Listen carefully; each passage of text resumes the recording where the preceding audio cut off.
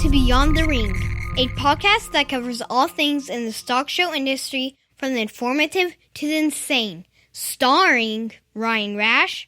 Life is hard, but it is harder when you're stupid. And Dale Hummel. Great words from President Brandon. I don't work for you. Now on with the show. Welcome to Beyond the Ring.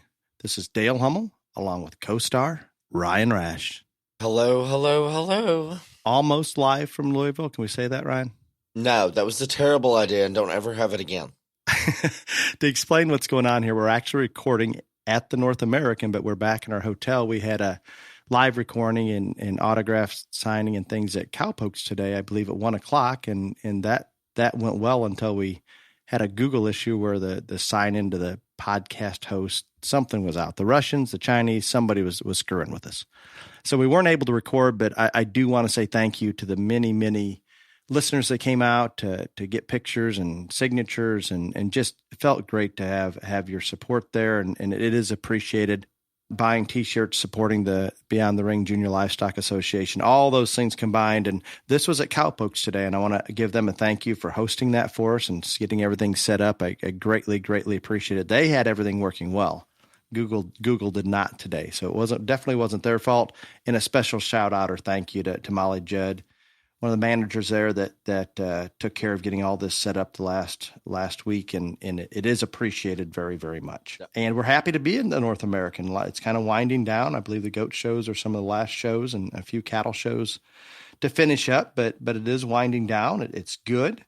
I did want to bring up, Ryan, we hear about all the labor shortages, and I can attest to this. I know it was difficult when they're trying to get things cleaned out, I believe, from the dairy goats or pigs for the lambs to move in on the market side, and then between the lamb show and the goat show. And I talked to some of the officials here at the North American, and they just can't physically get people hired. And then unfortunately, sometimes you have to hire whoever you can find, and they just don't understand. They haven't been through it before. So it makes it very, very difficult. But what was very, very encouraging, all of a sudden, we have exhibitors waiting out there to get in, and the pins aren't up. So it's hectic. The superintendent on the goat side, super friendly, personable, doing everything he possibly can to accommodate. So that's appreciated. And because he took that kind of attitude and we went through the line and was very pleasant, a lot of exhibitors kind of jumped in and rolled out the tar paper and did some of the things that need to be done that normally would already be set up, and we just pull in. But it was good that people kind of pulled together for that. Yeah. Ryan, where would you like to go for current events? Is there such a thing? I've been in Louisville. I don't care about the real world. That's good. That's a better way to live our lives, I believe. You're talking about the labor shortage and how it's affecting stuff here and our own industry. Just this morning on Fox News, it said that like a record number of people quit their jobs in September. That is really discouraging considering where we're at. It's wild. Yeah, that doesn't add up. And yet the Biden chameleon administration, they have to see it, but they pretend like it doesn't exist. Speaking of the chameleon, how's CNN and the chameleon's relationship lately? Well, Camel Toe and Joe are having some issues. And major issues. CNN put out a report that there's a bunch of infighting, and then they try to like walk it all back. And then at the infrastructure bill signing, the announcer or the MC of this lovely event was not aware that the Camel Toe was going to speak, and so she just takes the podium and he announces her as somebody else, and she tries to laugh it off. Oh, she's next or something.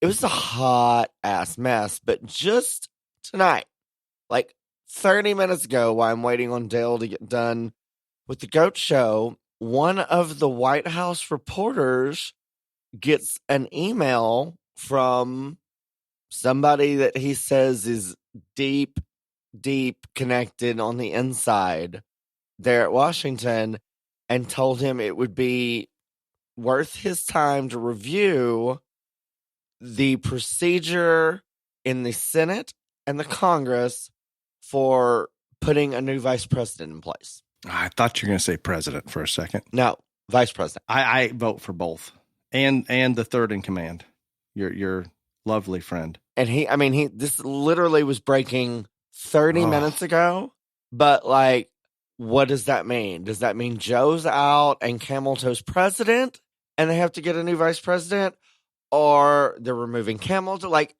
which way is it go? The way you read it, I guess I initially took the replacing her, but maybe it's the other. They would have to replace her if either way they have to replace her. So I don't even know the reporter's name, but I saw his face, and he's older gentleman, glasses, whatever. Like, this guy is not like somebody young and like just trying to like get on TV and get a bigger story or whatever.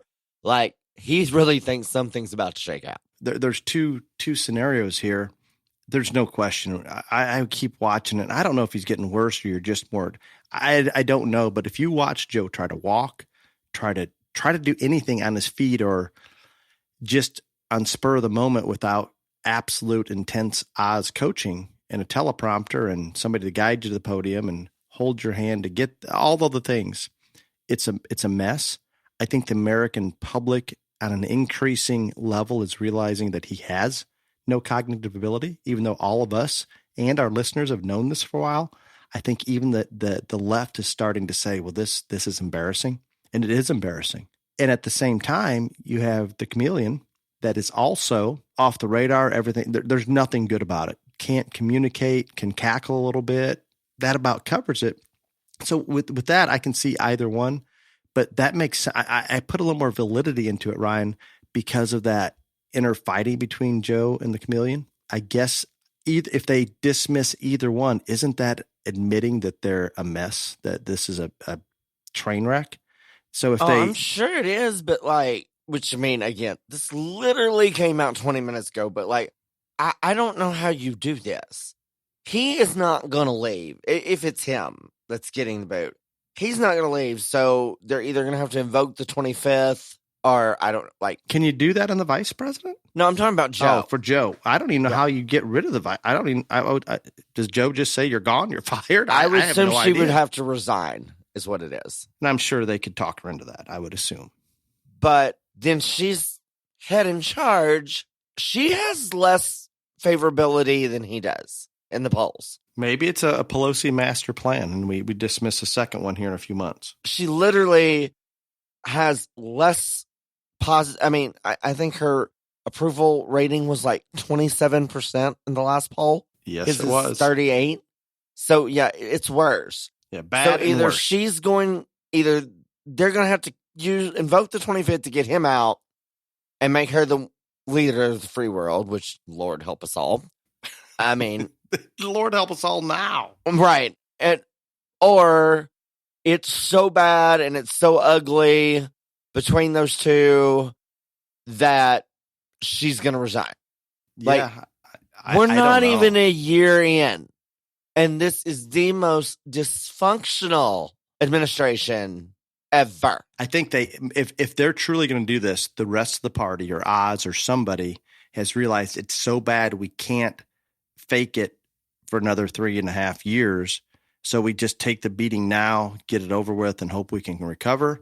But when we do that, we're admitting that this party is a wreck. Greg and Jesse were on the 5, and this is when this was all breaking. And it was like they said, either way, like, because they said that, like, because this email didn't say, so-and-so's out, that's why you need to study on how you get a new vice president or whatever.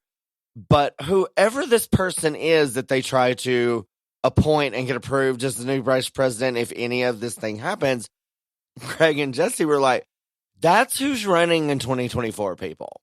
That's the Democratic person. And so they went through and they're like, Mayor Butt Plug, Pelosi, like Bernie. This is terrible. All this stuff. And they're like, it was funny, but like what they were saying was right.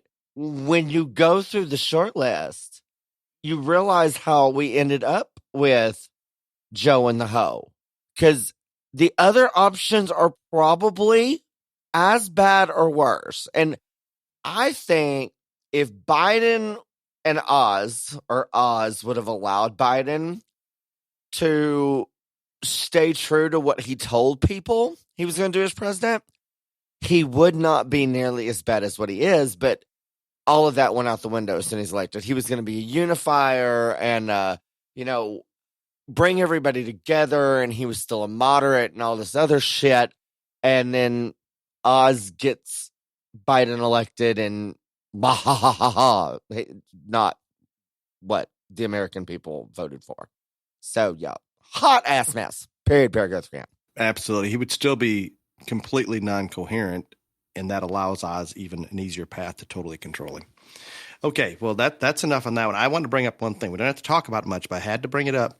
The $1.8 trillion revised tax and spend monster bill came through analyzation in the House Budget Committee or wherever it was to actually long-term, they're hiding a lot of things. It's $4.9 trillion.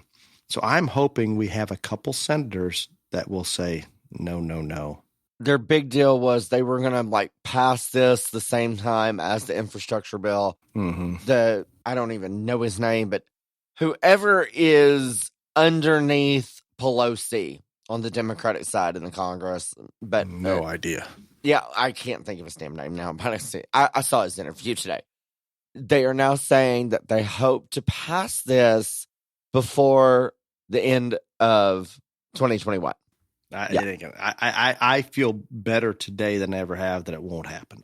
Maybe I just wish the 11th, 12th, 13th November. I don't know, but so he's thinking that he's backpedaling, is what I'm saying. Very much so. Yeah, and I remember when it was going to be today, it was going to be tomorrow, or the first of next week, or before he goes to the green crazy ass summit or whatever he went to. Too many times it's not happened.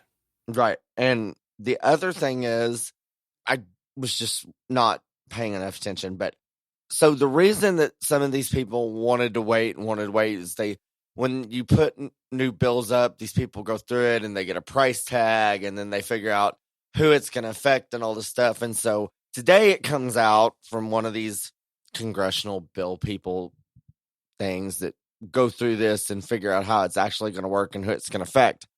That whole Joe's promise not to tax, no new taxes for anybody who makes under $400,000 a year, that would be a lie. Yes, absolute lie. That would be a lie. Yeah, no question. It's a bad situation when everybody fully understands what's in that bill. If everybody fully understood it, I just don't think they'd tolerate it. I think something would have to happen. Okay, we're getting long on current events, but we have to talk about your hero, Kyle. Oh, okay. I'm gonna get in a lot of hate mail. Yes, that's why I brought it up. Okay. The whole Rittenhouse nonsense, I don't know if any of y'all watch this trial. How could you miss it? But whoever is the attorneys that are prosecuting this child, they are just pathetic. Okay? They're bad. But I think it's the county or state prosecutor. I don't know who they're a joke. They are joke. really, really tragic. Of course, growing up in Texas in the livestock show industry, I have known teenagers my whole life who have been trained around guns, know how to hunt, know how to probably kill people, dispose bodies, whatever you want to do. And totally safe. They understand the process. They've been taught, they've been trained, they've educated, all that. So I have absolutely zero problem with a teenager who has been educated, taught, responsibility, all this stuff. I have as many firearms as you want. I have a whole arsenal. This boy does not need a gun. And that's just paragraph, the end. He does not need a weapon at all. The boy is stupid. Do we appreciate the principle? I don't. Dale, again, you're the one that advocates shooting random people in the kneecaps. That's what I'm saying. I think he was justified in everything he did. Not only that, I'm with you. I wish it was an older person and more experienced. But if a dozen well-trained gun owners showed up there and were willing to stand up, when I watch those videos again, Ryan, of those people just busting police cars, lighting businesses, those sons of bitches, I probably shouldn't say it. That is not who he shot at, though, sir. They were right. They were all part of it. Yes, they were doing that as well. The first one he shot that pulled the gun on him is a child molester, convicted child molester. Okay, I agree. I'm not saying the people that he shot at are great people, but he did not shoot at him because, oh, you're a child molester, bang, bang. No. I understand that. And you can't just, not that I would disagree with shooting every one of those riders in the kneecap. I would love it. And I think it would stop it. I think if you took out 100 or so of those kneecaps in one city, no more than any other. You're going to get a chance. Just load up and go down there to Kenosha when this verdict come out. No, we get thrown in jail, but it would stop it. And I think those people deserve it. I believe they deserve it. White, black, purple, green. I don't care what color they are. I don't care if they're male or female. If you're busting shit up and businesses and doing things to people's lives that they spent their entire lifetime building and sweating and working their ass off, why do these people that bust their ass and do things the right way have to sit back and take this? If I'm a business owner there, game on, period. I'm done. So I respect, I don't think we should have a 17-year-old probably up there doing that, but I can accept that he was maybe there with good intentions, whether it be to try to stop it. That's the one thing that I'm not sold on. I do, and let me say, I do not think this child is going to get convicted of the murder part. I don't know if they're going to like dumb down the charges and he's going to get like a slap on the wrist or whatever. And do I actually believe that this child is a cold-blooded murderer? No, because I don't think he has the intelligence to be a cold-blooded murderer and like plan and plot this. I'm just being real honest there. But this thing was bizarre. Like the one guy that he shoots that lives, the prosecution has him on the stand and they're talking about the incident and they ask him a question and he says, no, actually I pointed my weapon at him first. Like amazing. How is that even possible? I was like, did y'all not practice this before? It just shocks me. Absolutely shocks me. I mean, and didn't one of the witnesses come back when the prosecutor asked him, have you been coached in any manner or asked to change it? And he says, well, yeah, by you. And I mean, are you kidding me? I mean, it is laughable. So my take is, he does not come across maybe the most intelligent. It probably wasn't a good idea. I don't think he went there. I do not. Like I would send a hit person there. My thing is I do not think he went there with the intent to shoot anyone at all. I don't, do not I don't give me that. I don't want you to think. I think he went there with the intentions to play cowboy and all this other stuff and got in over his head and had to shoot at people. But you say his intentions were pure and all this other stuff. I don't think so. No, I think what you said right there is dead on. Oh, I'm going to like... Yes.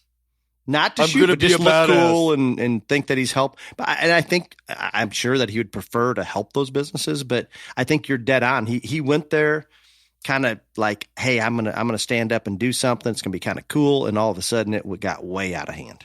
Way out of hand. That's the one thing. And his intention here is not really on trial, but the left media is spinning it, so whatever. But I think, and I'm always honest, Fox is really spinning it too far for this kid. Like, I mean, they're making him out to be a hero almost, like in some areas. And I'm like, no, I'm good. I'm good there. We need those rioting bastards to fear people like him. I'm just like, y'all are going a little far, but his intentions on it, I think, like, basically, I'm just like saying, I think he went, I'm going to go play cowboy, and then he got in over his head. But I do think he's going to get off. I have no problem with educated, responsible people of any age having a whole, like, house full of weapons. Go right ahead. At this point, being allowed to use them to protect yourself, your property, anything you need to do that someone is coming at you. Period. Oh. And I could go further. Yes, we know you could go further. Okay. I just want to be very clear. I have no doubt in my mind he will not be convicted of murder. And that is a very good thing. But it could have went the other way so easily. And if he's in another state, you put him in Illinois and do that, he's done. It's over. It's bad. So yeah, I think a lot of interesting things there. One last thing, Ryan, I had a question for you. What happens when you change our energy policy and we all of a sudden go from one of the first times in history as energy independent And then for some reason, we cancel every one of those policies. So we have to be relying on OPEC and those things. $5 gas. Yep. And then you've got special Chucky Schumer coming out and say, well, we better tap into those reserves, the national reserves that are only used under wartime or emergencies. Trump filled those babies all back up for them. So they want to tap into them so they can maybe bring that gas price down and get a little pat on the back from the average person out there that doesn't understand why gas prices come down. How do they plan on refilling those? They just print some more money? I'm not sure, but again today, the L3 or the L5 pipeline, I can't remember what number it is, but like that was out in there again today that they are continuing to look like to close that. So Chucky is saying, oh, we're going to tap in the reserves, and they're still trying to think about closing another pipeline. And it is truly bizarre. Oz, I wish I knew who you were. Oz. Oz and Kyle need to meet up, maybe. Oh, no, bad idea. Somebody was under testimony, and they were asking him, do you know exactly how many? No one in this administration, the left hand does not know what the right hand's doing. No, Oz got to coordinate better. I mean, it is just like insane, organized chaos, herding cats. Like I think that is part of the reason it is so bad is every decision gets worse, and they're trying to spin that, and the next person's answering, and they don't know. So it's a lot to take in, a whole lot. I think Jen Psaki may die of a heart attack before this is all said and done. Poor girl. It's wearing on her. It's got her on She's edge. looking rough. She had COVID. Great. It's great. I don't feel sorry for her, but I'm telling you, she is getting more frazzled every single day. Yeah. And like it was so evident today because Joe and Ching, whatever his damn name is, I don't know if it was a Zoom conference or a call, like whatever, but they met last night for like 3.5 hours, and it was televised, and they screened, and so they were showing footage of like when Joe was asked about his relationship. And I guess this was during the Hunter Biden stuff when, people were saying that Joe was compromised and China owned him. And that, like, you can hear Joe, we are not old friends. And last night when Ching, Chang, whatever. Chai, maybe. is, making his introduction to this 3.5 hour talk that was basically about nothing. He said, and I am so glad to be back with my old friend, Joe Biden, the president of the United States. And like, they asked her that day. I think she just about lost her shit everywhere. So hot ass mess. It is. I agree. And I could go on. We're not going to, but this China, Russia collaboration at different levels and how far they're pushing us. Russia and Ukraine are almost at the point of war tonight. I forgot about that. They've been building up for weeks, and we have something happened tonight that went really bad too. I don't know because no, it's going to happen, and you know Brett what? Baer even said that this is critical, whatever happened. We're imminent. It's going to happen. Terrible. And also Taiwan. It's going to happen, and we're going to sit back and watch it. And once they take those two, guess what they're going to do next? It won't be us, but they'll grab somebody else. And Joe's going to sit back and maybe not even be aware of it and go order some ice cream. No idea. Are you ready for main topic? Yes. And again, this is one of those out of those 10 great ones you texted a couple weeks ago. I think it'll be good. Before we get into that, again, Thank you to Boxel Manufacturing. They actually coordinated with Cowpokes here at Louisville and got the Rash Hummel 24 T-shirts down to them, which I believe they sold out shortly after we left, the last 3 or 4 extra larges. And I apologize. They went a little faster than we thought, and I think the smalls and mediums went out quick. So there were a lot of people showing up that those sizes There was only there. large and extra large when we showed up there today, Yes. sir. There wasn't much left, and I think there was only 10. Yeah, they were down, and they didn't get them at the beginning, but not far from it. So if those of you out there are still searching for those, I believe the best place to find them is on Boxel's website. What I think you should do if you want a Rush Hummel t-shirt, and by the way, the BTRJOA gets money if you buy one. I think you should go to Boxel headquarters, sit on Mr. Boxel's yard, and riot and protest till you get one. I think that's a brilliant idea. I think that's perfect. It would work. I think he would cave under pressure. I think that's what you might get free ones even. I think y'all need a demonstration. He is prejudiced and discriminatory against small children because there were not enough small sizes. Exactly. I think we've got a lawsuit maybe. I do. But in all seriousness, thank you, Boxel, Mr. Boxel. We appreciate you and everything you do. We just need more shirts now. Thanks. Yes, and I had ordered 2 blowers, and they were kind enough to deliver them here at Louisville. I just got some single blowers this time, and holy cow, that's the first time I used one of their single blowers. He did not use Jack. I was there. It was Craig.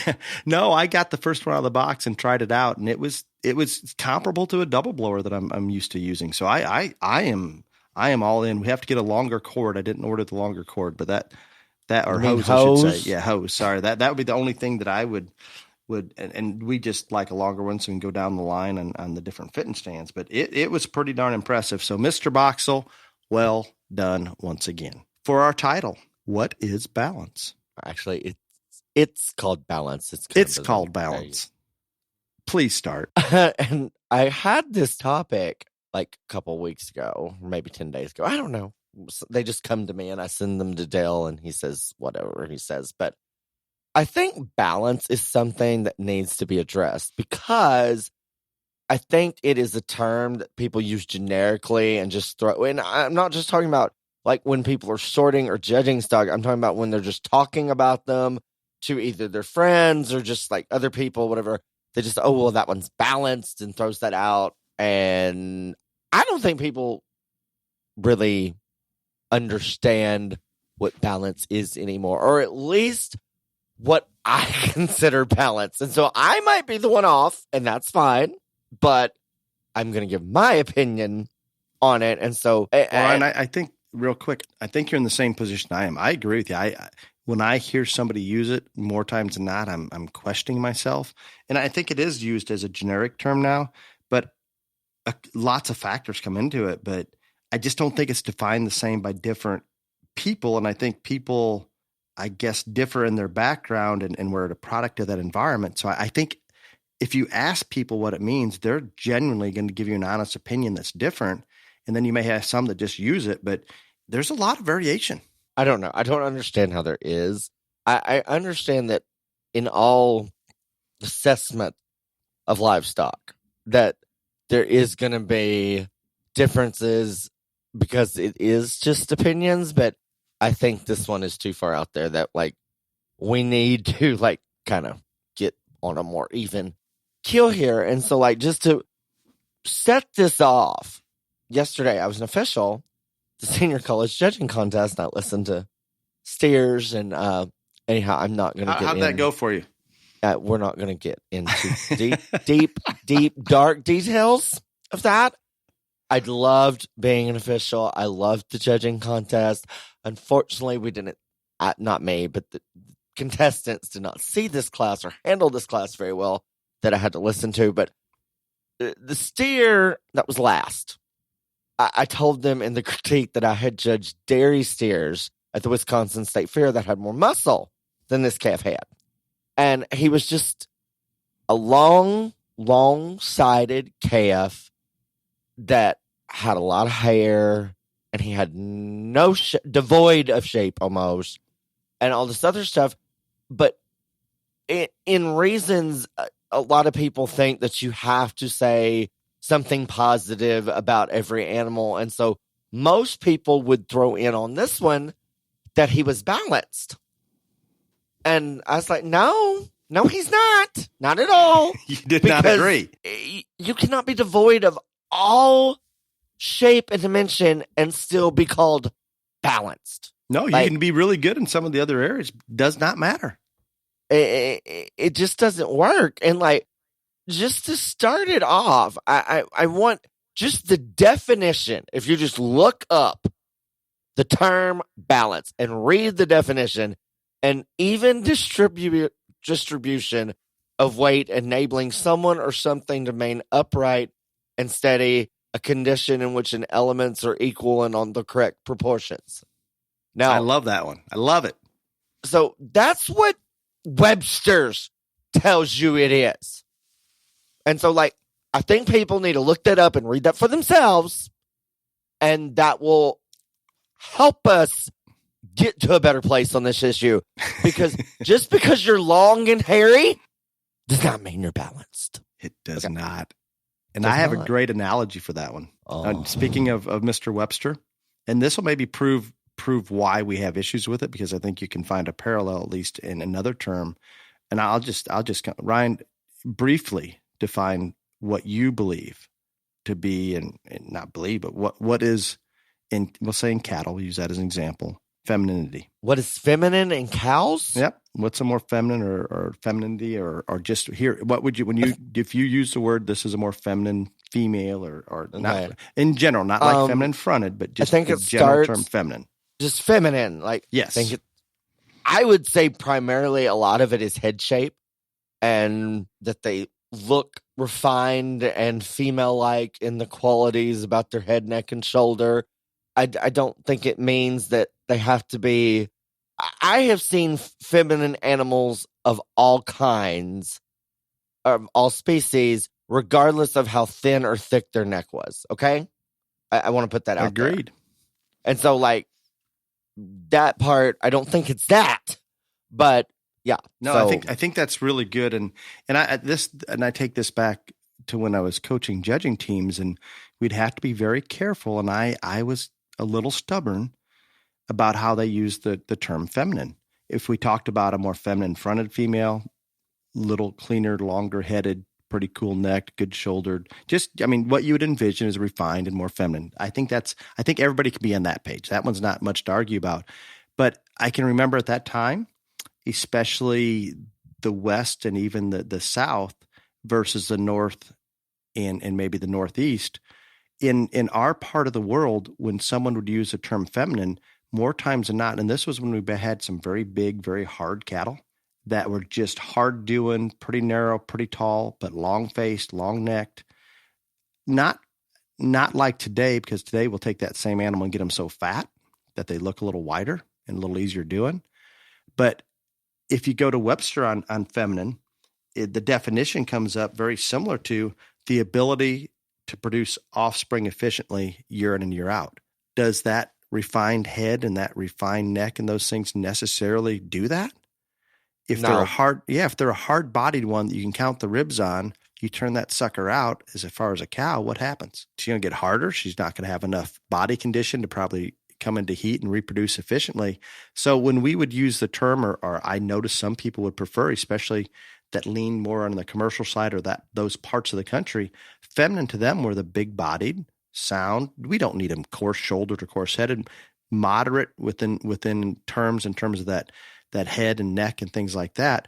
But if we put those stupid long faces on them, guess what usually comes with that? The narrow, long, harder doing animal. But if we moderate and still keep it really correct or refined, however you want to say it, you, like Ryan said, you can put those other, you can put the other pieces in there, and I think it works. To me, fleshing ability and ability to function in terms of get around and skeletal soundness, those things come into play for me when I just use the term feminine. But we talk about one of those kind to a certain official or a certain group, they're going to think feminine, long necked, long faced, hard, don't care if they can move, don't care how much body they have, long and narrow a little bit.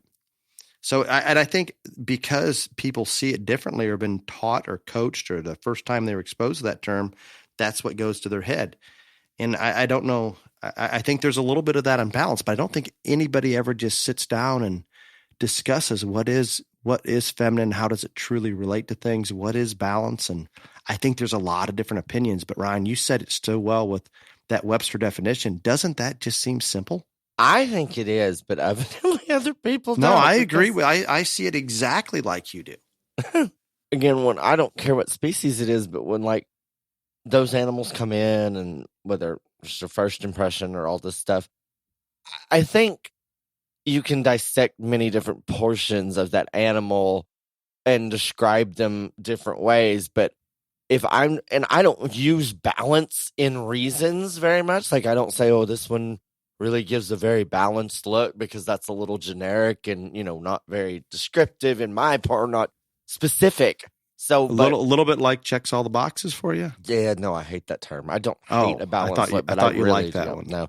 No, I hate that term. Oh. But I heard that several times this week and my skin crawled. But anyway, how did you get to watch any shows today?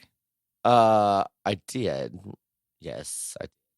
We're gonna move right on.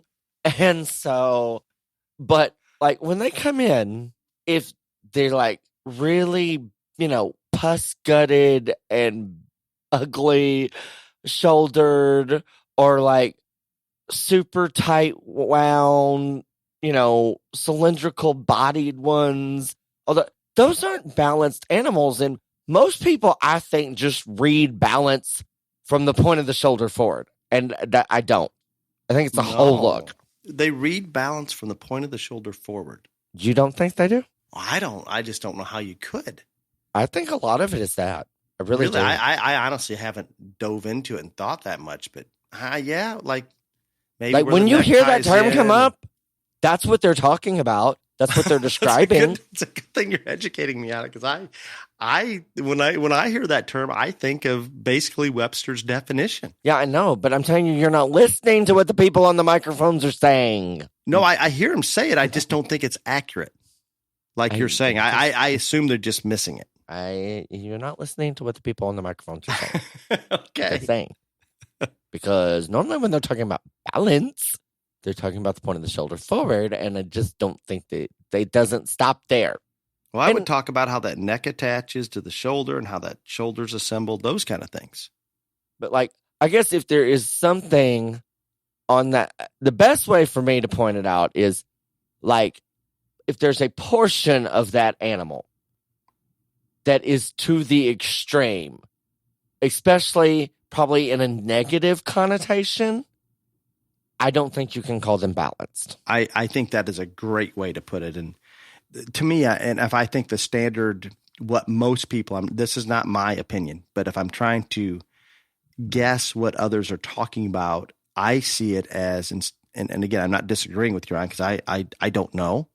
I always thought, and I can call these poor balance. I thought some of the real deep chested animal that cuts up pretty high into their that's flank in the front end, there, but that is. But then also come pretty tight up into the flank and narrow behind.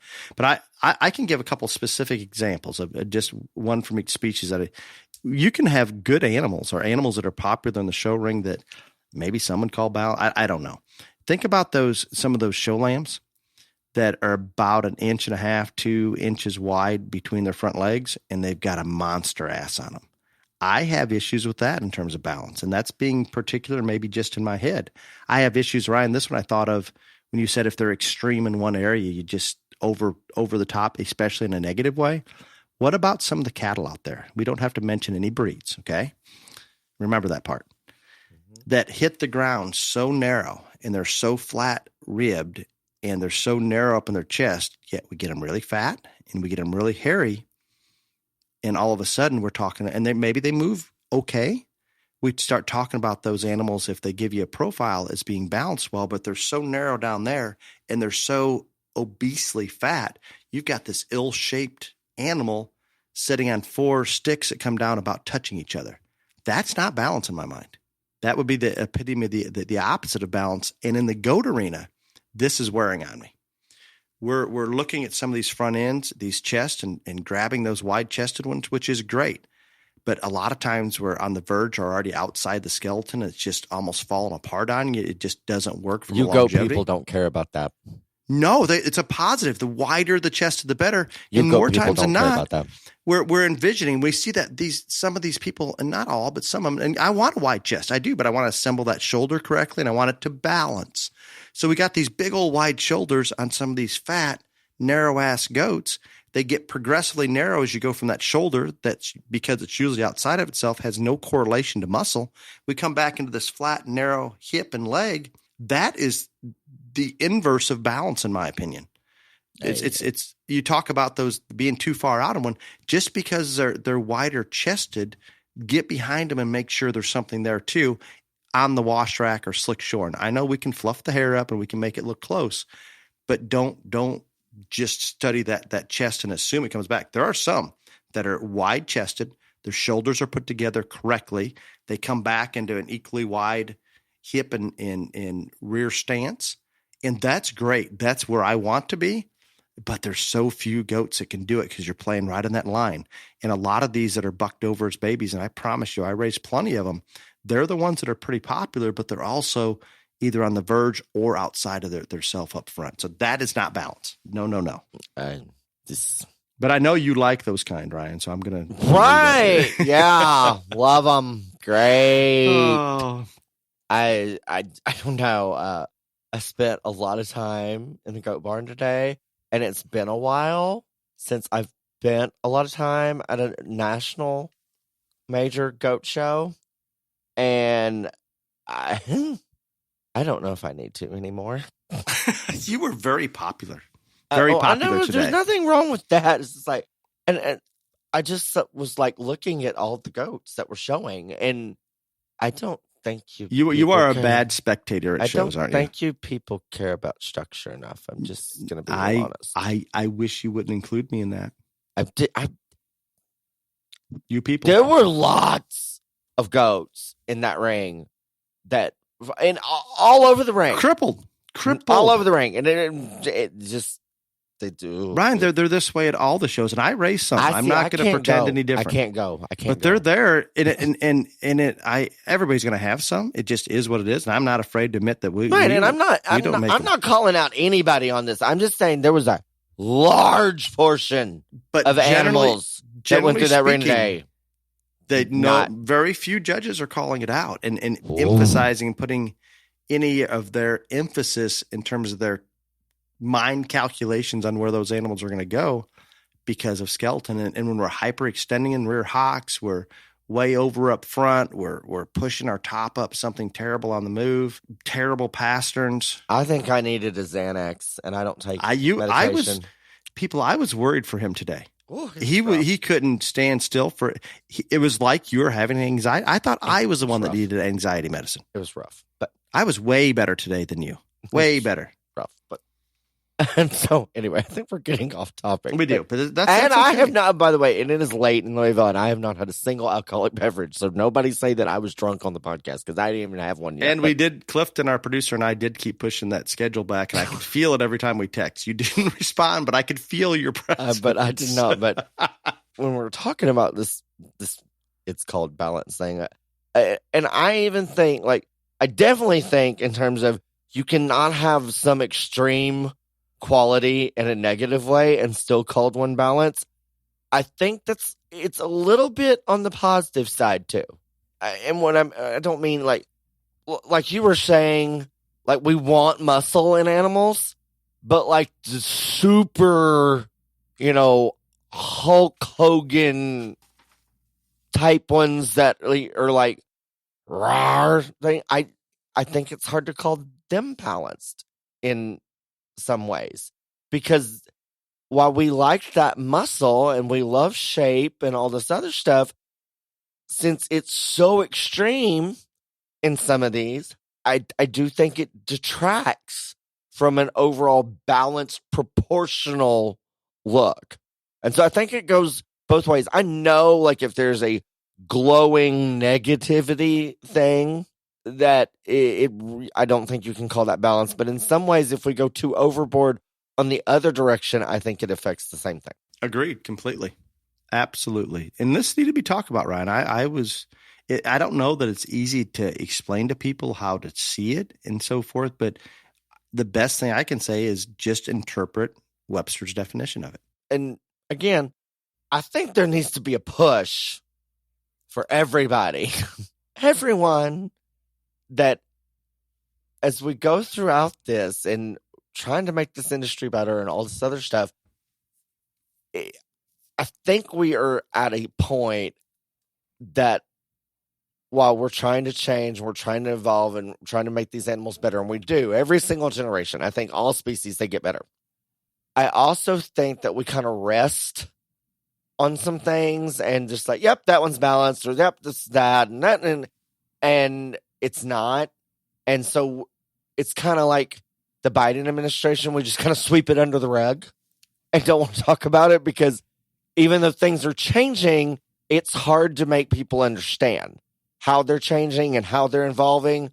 So yet, even though the animals are changing and they're different, we're still using the same terms and a lot of the same stuff to describe them and talk about them, and it doesn't work. Agreed completely.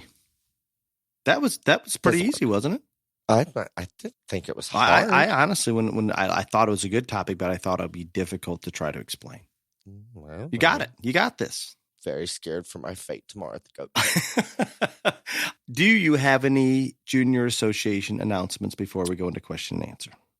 Oh, yeah, I do. I do have a PTRJLA association announcement. And so Dale blames me for this. I don't know how it's my fault. Yes, you are the spokesperson. You got to take the heat. You've had a lot of positive, but sometimes I don't know how this we is. Just my get fault. to it. Anyway. To it. So this very sweet young lady comes over to us today at the little, supposed to be live podcast that never turned into a live podcast, but was a t-shirt signing selfie extravaganza thing. And she was talking, she's like, and I can't join the BTRJLA because I show breeding sheep. And I said, why? And she's like, well, I show breeding sheep. I said, and why does that mean you cannot join? The bottom line is, she thought it is only for market animals. That is not the case. And Dale tells me this is my fault. No, I correct. Don't know I admit to that. I absolutely, because I think I don't know. It feels like sometimes we only. Right. He's blaming me, but he doesn't know how. We lean towards the market show sometimes. We talk about breeding animals.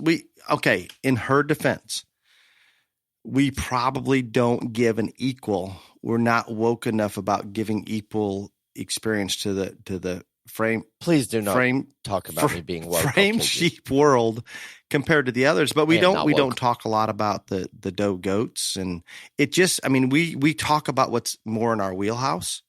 And it's not because they don't all deserve to be. Heck, we need to talk. I think the people showing rabbits and dairy cattle and things that I don't have any idea about, a dog show. I think that is great, and they all need recognized. But we can only talk. I only feel comfortable speaking about. I do not speak about things that I have no knowledge or authority in. It doesn't work very well.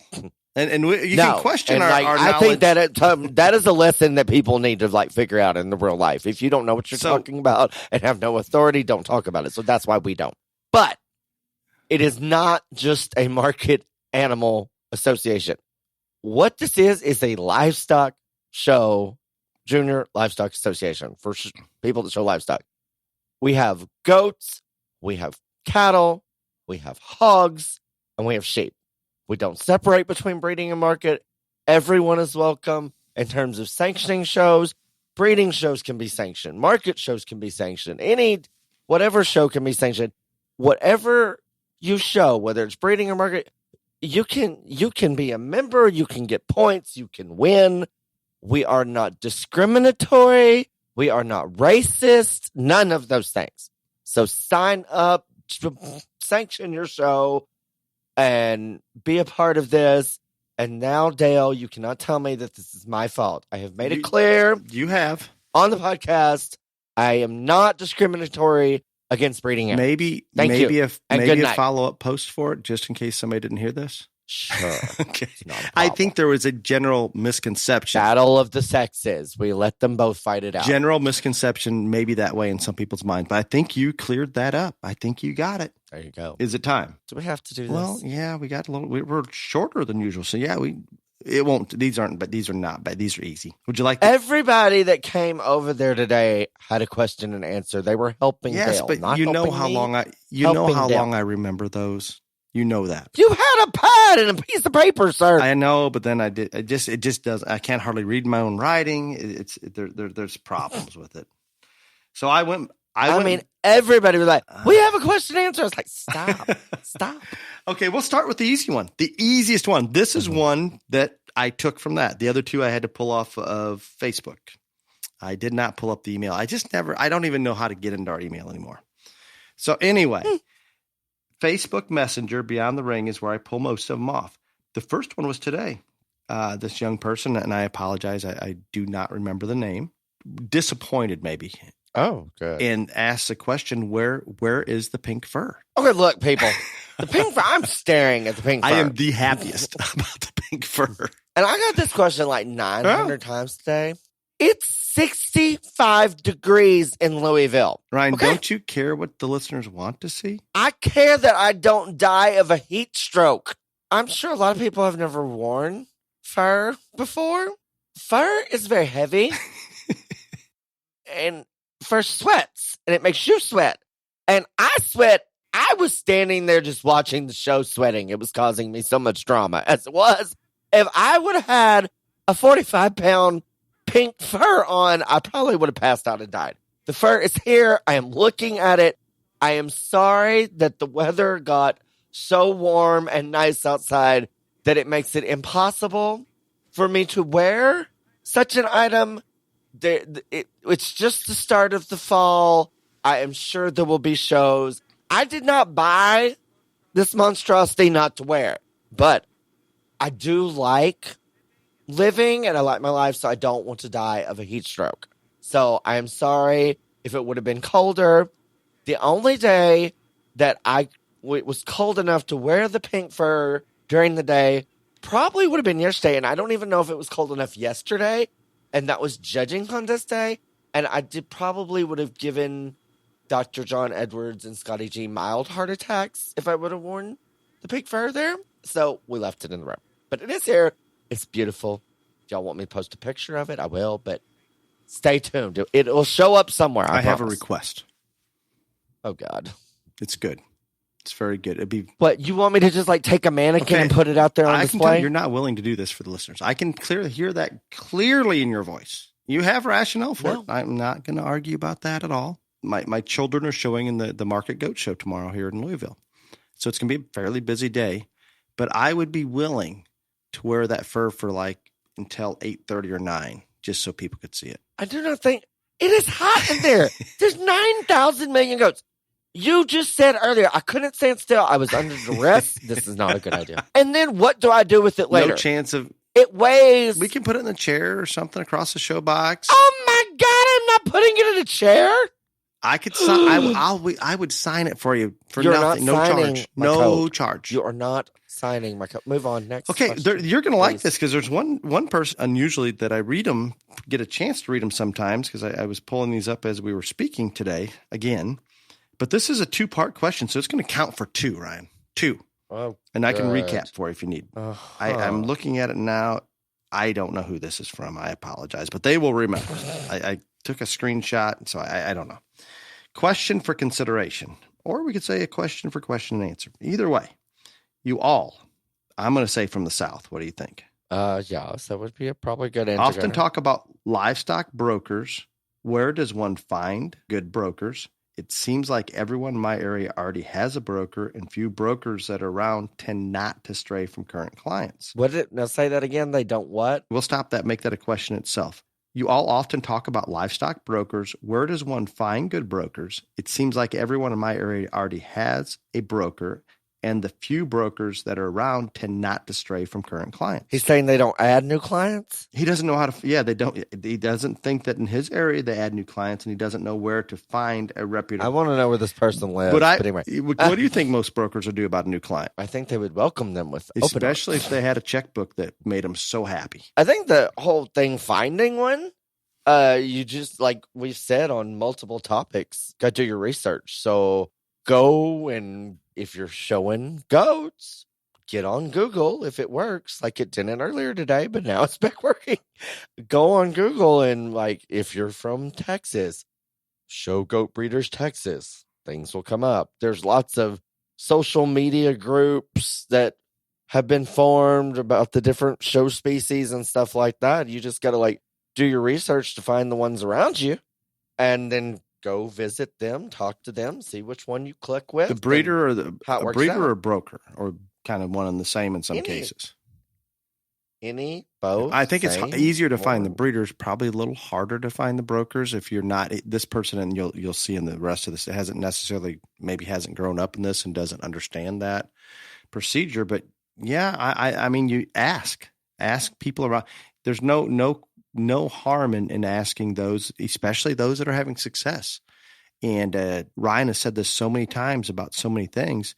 Go visit them. You'll know if it's a fit or not, and take the time to do that. You don't want that when you go find that broker, not just obviously we need to find one that gathers up good animals that will meet your goal, not necessarily win the national show or win a county fair or somewhere in between, but meets your family's goal or goals. And then I think you better pay a lot of attention. We talk about in this industry, raising our kids right, making our children better adults because of what they're doing. I believe you need to pay attention and think, well, do I want my child spending a lot of time with this person?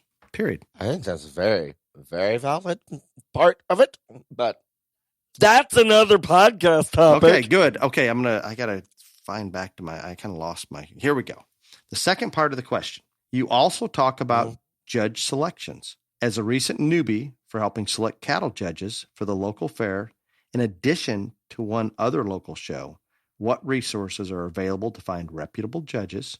This is coming from a person with zero social background, so word of mouth doesn't always work for our club. I don't understand that part, the last part. Yeah, I don't either. But there are a couple of websites now that, and I don't, I'll be honest, I don't know what they are. Because obviously I am not looking, I do not need to look for judges, but there are a couple of websites that they do this. It's a kind of a search engine thing. Like they put together information and they get people to turn in their profiles and all this other stuff. And you can go on there and hit Texas sheep, and here's a list of Texas sheep judges, and it gives you a little bit of their background and kind of what they are, what they've judged and stuff like that. Now, the one thing that I think those are very useful sites, especially for this person. You're also kind of going on the honor system on those things. It's not like people have rated them or anything like that. So everything on there, it's not like we have fact checkers. Okay. So, I mean, there's a lot of people that believe they should be are very good judges, and probably if there were fact checkers, that would not be true. But that is a very important statement, because, and I apologize for butting in here, but it's the selection of those judges at any level. Again, we talk about families having different goals. Well, we need maybe a little different kind of judge for different levels, that are capable of adjusting from a county show to a national show, and they should be able to. But fitting the judge for the given show and the given species and all those things, and we could go on and on the qualities of a good livestock judge, and we have another episode, Ryan. But I think podcast topic. I think a lot of things that Ryan and I talk about on the negative side in our industry could be prevented, and it's putting a lot on them, because these people that are selecting most of the judges are volunteers or paid very little or nothing to do it. We expect them to have the same kind of experience that people that have lived in that industry or that species all their time. That's not realistic, that you can have a person always hiring the judge that has all that information. So those of us that think we understand that and have more information than what they do, and they make a selection, you think, gosh, why would they do that? It looks like to me, let's go to the bigger show level, Brian. When someone goes through and does a market lamb show at Phoenix or Denver or one of the Texas majors, all of a sudden that name is there and all the state fairs are grabbing it, and maybe at the next there'll be another national show. But I think sometimes we bypass, how did they do at that show? Not just that they were hired to judge it, but how did they do? Or how did they get there? Yes, and there's a lot of different ways that people will get there. It's we are this is a new topic. But anyway. It is, but it's important. Very, very important. So that is what I would say. And again, I apologize for not knowing the names of those websites, but I would go to Google and I would put in the search livestock, sheep livestock judge. And then those websites are going to come up and you can use them. And the other, since you said, because you said word of mouth is not really an option for you, there's that. And the only other thing that I could like tell you could do, which is going to contradict exactly what we just said, but you can go to most of the major shows have their judges listed on there. And I do not like that one. No. I mean, you may get a great one, but don't assume. Do not assume. Very bad. Very, very. This is going to be a great topic. So I'm gonna draw a little contrast between Ryan and I. Ryan gets asked. I'm very fact checking judges. I love it. Ryan gets asked to judge more shows. I'm going to say this with foremost confidence than anybody on the planet.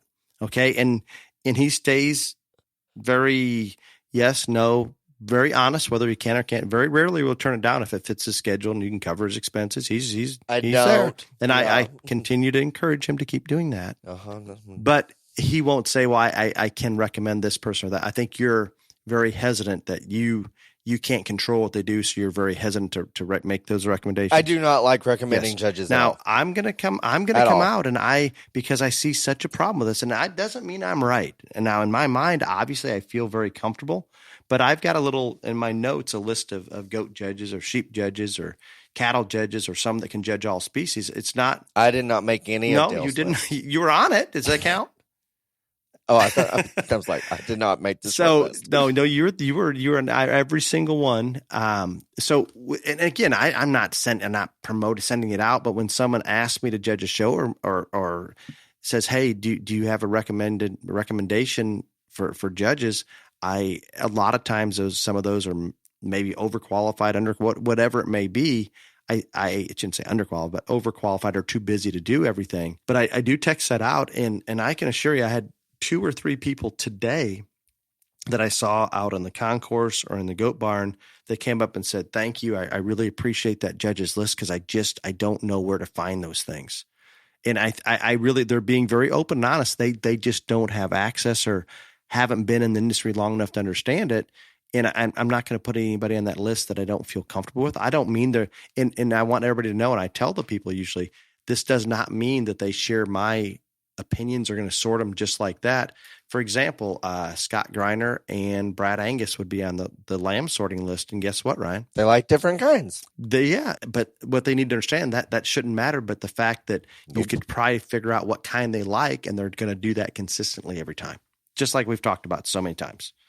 So it's not a certain type that I'm worried about they sort, but honest, accurate, consistent, predictable maybe would be a good part. Works with kids, all those things. So I'm not afraid to send that out. And again, I don't need to send out to a lot of people, but the ones that I do, they're just appreciative because I think it's a battle for them to find those judges and contact information. I am very hesitant to recommend people, and I will be very honest about it, and I will tell you why. Not that this is part of this person's answer, and we have so gone off topic on the question and answer of it all. It's always better then. Always better. First off, when they call or they text or they message and like, "I can't do it, I'm booked," they're like, it is overwhelmingly, it's the question, who can we get that has a following? Who can we get that will do it like you? Well, there's no one else like me. Oh, obviously. I can second that. I can. I mean, like, and I don't mean like I'm special, wonderful, and I mean, you know, all this. No, you're a gay conservative. There's not another one on the planet. But like, there's just not anybody else like me, and so like, yeah, no, that's hard. And then the other thing is, I have had when I've done this before, like Dale has the list, and I know lots of people that I could say, "Oh, I know this person will do a good job," and all this other stuff. Well, that person has gone to that show, and for all parts, rhyme and reason, did a perfectly fine job, and they were disappointed in that judge or that person, not because they weren't enough like me. And so I think it puts... Well, if you'd start wearing white shirts, black vests, I think it puts the person I recommend in an awkward position, puts me in an awkward position, and then on top of that, every person I know, and even ones that I don't, I have people message me all the time. Will you please recommend me? Will you please do that? And like some of them, I've never even met them before. That doesn't work. No, don't do how that. How can I recommend you when I don't even know you? Agreed. So I very hesitant. Yes, and I think that's a good perspective to take as well. I get it. I guess I do it more out of just knowing the struggle that they have, and they're very genuine and sincere that I just can't find anybody, and I want to find someone that at least has your approval or has been out there doing it and does a good job. So lovely. This was good, Ryan. I wanted to thank you. It was enjoyable working with you senior college day, and today I found enjoyable. You definitely enjoyable. Let's talk about what was enjoyable today. We almost didn't get our goat weight cards in. No, we had 5 minutes left. Yes, it was 5 minutes. It was fine. It was not fine. I was not fine. I was not fine at all. I don't think I'm going to make it through the Market Goat Show tomorrow. You had a lot of anxiety today. And all these people were offering me booze, and I may take them up on it tomorrow. I'm just going to be honest. I'm going to give you the green light and say, you need it. Today. See, Dale, you should feel bad for all those families that showed for me now after you've seen this. I am not good at this. It's bad for my health. No, it is terrible. Terrible. Bad for my health. But you didn't even have a dog in the ring today. I realized that, but I still I didn't. But I was just. I think, Ryan, you're just. I am a terrible show spectator. Oh, terrible. Maybe the worst on the because you. I'm the worst. You take the placings personal. I take everything personally. I do not know why. Even though you don't know I don't even know who that kid is, but I take it personal. My God. So what was we're standing there watching a class, and you say something to me. You really like this one, and next thing you know, we flipped that first and second. I thought you were gonna crash on me. I was angry. Yeah, you were angry, and it was just a power switch. I know, but for that kid, I'm terrible. I am a terrible show spectator. Terrible. This is why I tell people I do not go to shows that I don't sort anymore because I do take it too personal. It's a bad deal. Horrible. Okay. I'm going to need medication and booze tomorrow. I thought I was the one that needed anxiety meds, and there's no doubt you need it worse than me. I've never denied that. Well, I didn't. I just didn't know you needed it. No. So, anyway, well, stay tuned for next week if I make it through. You will. Until next week, be safe. Y'all come back now, you hear?